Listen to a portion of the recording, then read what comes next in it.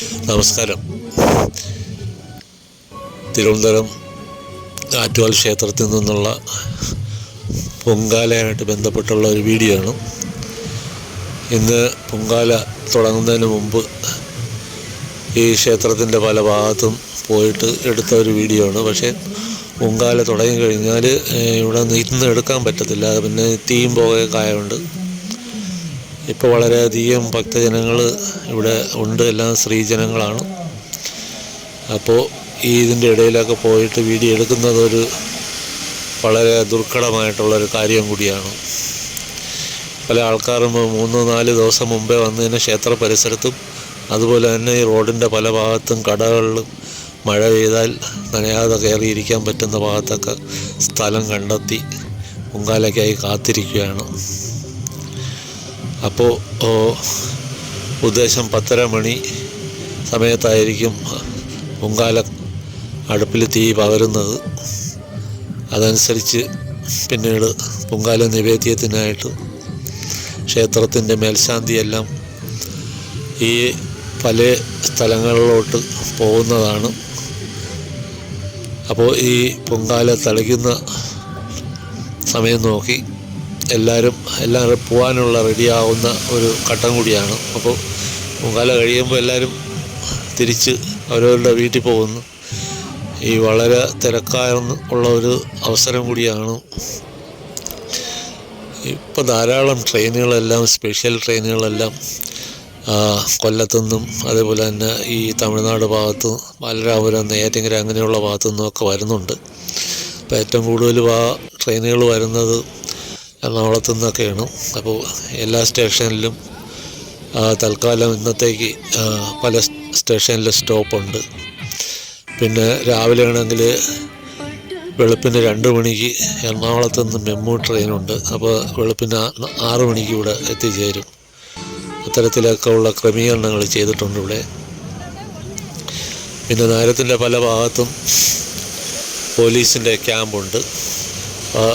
പൊതുജനങ്ങൾക്കുള്ള ബുദ്ധിമുട്ടുകൾ അവിടെ എന്തെങ്കിലും ഉണ്ടെങ്കിൽ അവരോട് പറഞ്ഞു കഴിഞ്ഞാൽ അവർ പരിഹരിക്കും. പിന്നെ പ്രത്യേക മുനിസിപ്പാലിറ്റി അതേപോലെ തന്നെ ഹെൽത്ത് ഡിപ്പാർട്ട്മെൻ്റ് എല്ലാം വളരെ കർശനമായിട്ടുള്ള രീതിയിലുള്ള നിർദ്ദേശം കൊടുത്തിരിക്കുകയാണ് ആഹാരം വിതരണം ചെയ്യുന്നതിൻ്റെ കാര്യത്തിൽ. അതുപോലെ തന്നെ കടക്കാർക്കെല്ലാം ലീഗൽ ആൻഡ് മെട്രോളജി വകുപ്പിൻ്റെ അറിയിപ്പുണ്ട്. ഒരു കച്ചവടക്കാരും അമിതമായിട്ട് പൈസ വാങ്ങാൻ പാടില്ല. അതായത് ഒരു സാധനം കൊടുത്തിട്ട് ഉത്സവ കച്ചവടമല്ലേ എന്ന് വിചാരിച്ചിട്ട് കൂടുതൽ പൈസ വാങ്ങാൻ പാടില്ല. അങ്ങനെ പൈസ വാങ്ങുന്നതായിട്ട് അവരുടെ ശ്രദ്ധയിൽപ്പെടുത്തി കഴിഞ്ഞാൽ അവർ വലിയ ഭീമമായിട്ടുള്ളൊരു തുക ഫൈനടിക്കുന്നതുമാണ്. അപ്പോൾ അത്തരത്തിലൊക്കെ ഉള്ള കാര്യങ്ങൾ മുന്നറിയിപ്പുകൾ ഇവിടെ മൈക്കിൽ പറഞ്ഞുകൊണ്ടിരിക്കുകയാണ് എല്ലാ സ്ഥലത്തും. അതൊക്കെ ഒരു പൊതുജനത്തിന് വളരെ സൗകര്യമായിട്ടുള്ള കാര്യങ്ങളാണ്. ഇപ്പോൾ പഴവങ്ങാടിയിലും അതുപോലെ തന്നെ ശ്രീ പത്മനാഭ ക്ഷേത്രത്തിൻ്റെ പരിസരത്തും ഒക്കെ പൊങ്കാല കലങ്ങൾ നിരന്നു കഴിഞ്ഞ് അടുപ്പൊക്കെ റെഡിയായിട്ടുണ്ട്.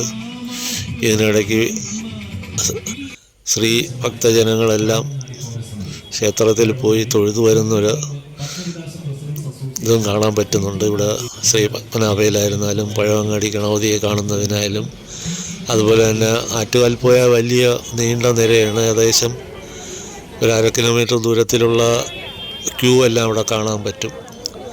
അങ്ങനെയാണ്. പിന്നെ പൊങ്കാല തുടങ്ങുന്നതിന് മുമ്പ് പോകാൻ പറ്റും. അത് കഴിഞ്ഞാൽ പോകാൻ ബുദ്ധിമുട്ടായിരിക്കും. പിന്നെ ഈ കലത്തിലെല്ലാം തീ കൊളുത്തിക്കഴിഞ്ഞാൽ പോകാൻ ബുദ്ധിമുട്ടായിരിക്കും. അപ്പോൾ ഇത്തരത്തിലുള്ളൊരു ചെറിയ വീഡിയോ ആണ്. വീഡിയോ ഇഷ്ടപ്പെട്ട നിങ്ങൾ സപ്പോർട്ട് ചെയ്യുക. വീണ്ടും കാണാം. അതുവരെയും നന്ദി, നമസ്കാരം.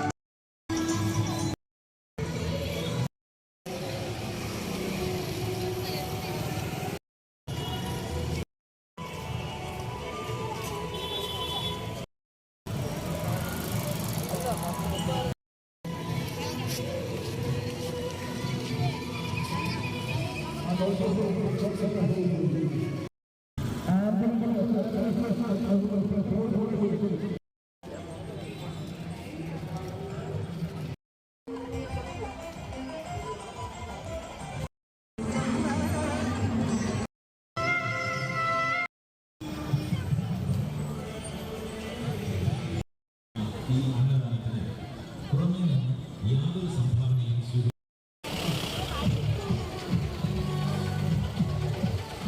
ഇറങ്ങാനും ശ്രമിക്കുക.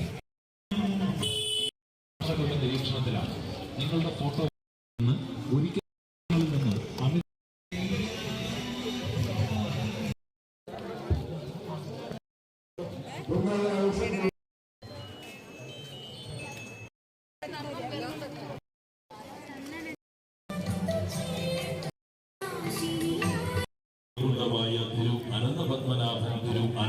പൊങ്കാല അർപ്പിക്കാനെത്തിയ എല്ലാ ഭക്തജനങ്ങൾക്കും കോട്ടയ്ക്കകം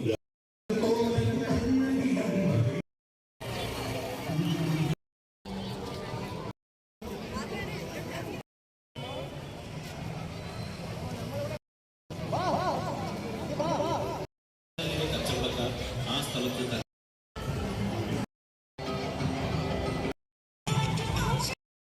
പോലീസ് ഓഫീസർമാരുടെ നിർദ്ദേശങ്ങൾ കർശനമായി